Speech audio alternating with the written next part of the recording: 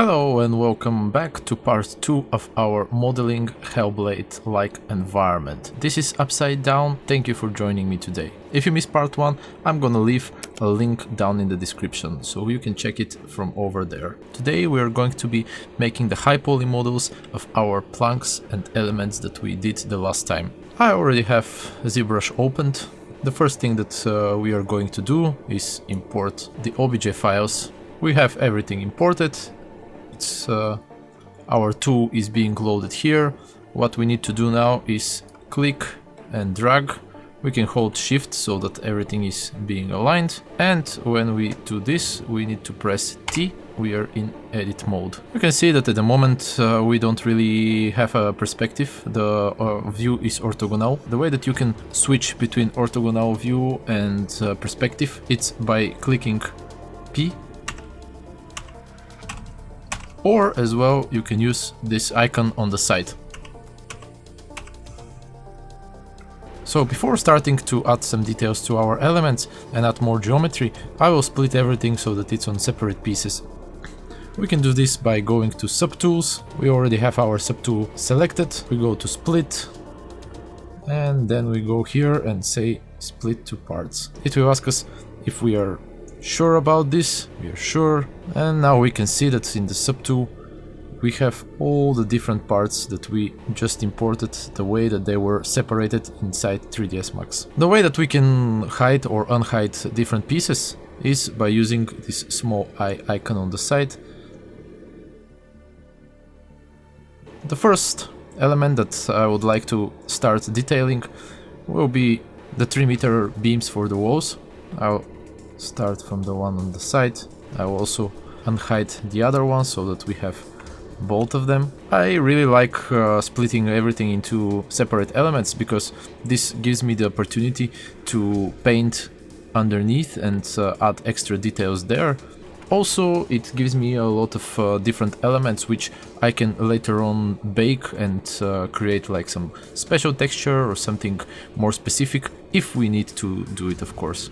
Like last time, while I'm modeling, I will speed up the process in a comfortable speed so that you guys can still follow what's happening and not have to wait as long as it will take me to model it. I'm leaving the footage uncutted so that you can see all my thought process behind, also to see the mistakes that I'm making, how I'm going back and forth, how my whole process and thoughts are going behind making all the beams, and whenever there is like some more specific element and whenever there is like some more specific thing that I would like to show you, I will again go on normal speed and talk a little bit about it. Before me speeding up the video, I would like to tell you a little bit more about how am I going to divide all these pieces, and also what brushes I'm gonna use to make them look like wooden. First, I want to show you how you can check the geometry of your model. It's done by the small icon over here, or you can see that it's Shift and F, so whenever we click it,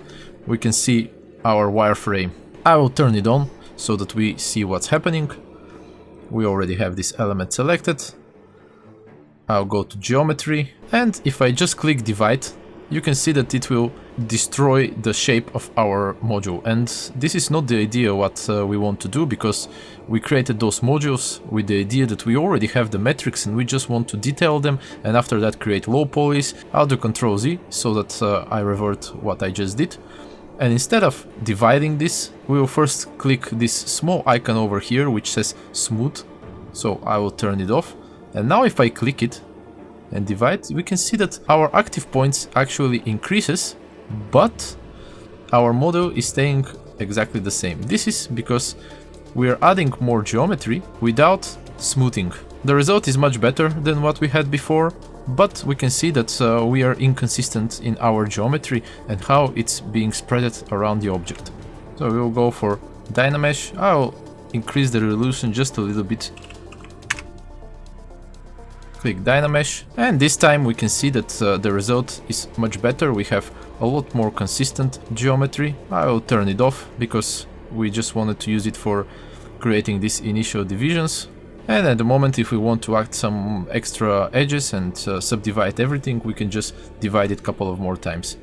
Usually when I'm sculpting, I would like in the beginning to start with the bigger shapes, and if there's any bigger deformations, and after that go in there and add all the details. So in these cases for the beams, I'm not going to make any huge damages on them, so I will right from the start add a little bit more subdivisions, just so that we have more geometry to work with.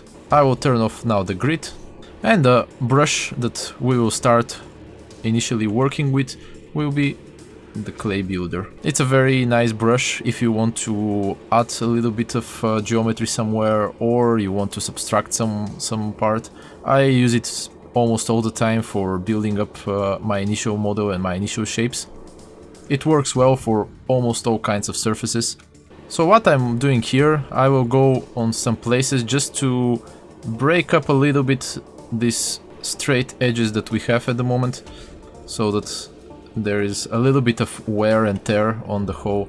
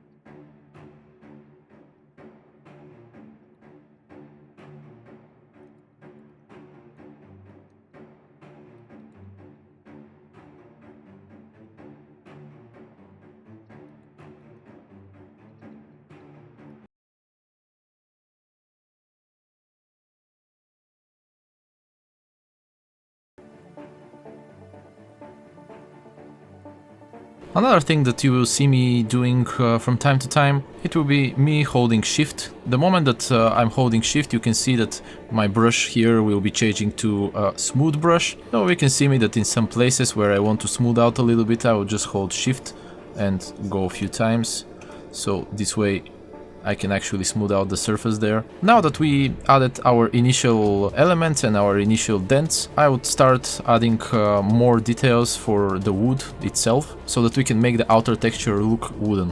For me personally, I found a very easy way that we can do such trick. I'll go to my brushes. I want to remind you that I'm using just the standard brushes. I'm not gonna use any special brushes for this tutorial series. Of course, if you want, you can go to the either Zbrush site, or there are many amazing artists all around internet that are selling, or some of the brushes are even free, where you can just download a specific brush and use this effect onto your models.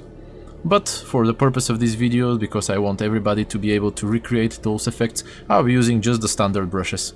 So what we're gonna use is actually a rake. I'll increase the size of my brush, just so that you can see what it does.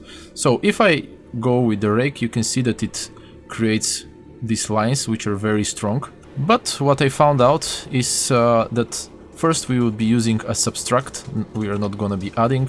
We can subtract with the rake while holding out, and the other part is that we will reduce the intensity of the brush, because at the moment this is too strong, so I will use like 14, let's say, maybe a little bit more, like 20. I'll increase a little bit the size. Okay, now it looks a little bit better. And the last part that we will modify our brush is we will change the alpha. So here on the panels on the side we see alpha, we click, and then instead of using the standard alpha, this one which is with the dots, we are actually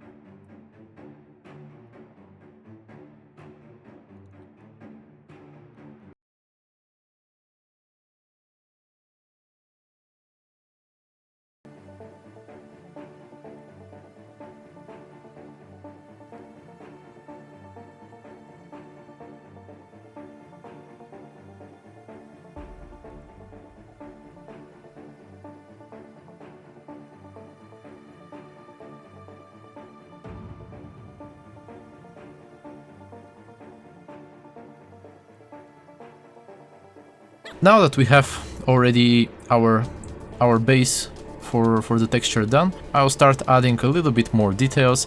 I'll repeat pretty much the same process, so I'll just go with our clay builder brush, our rake.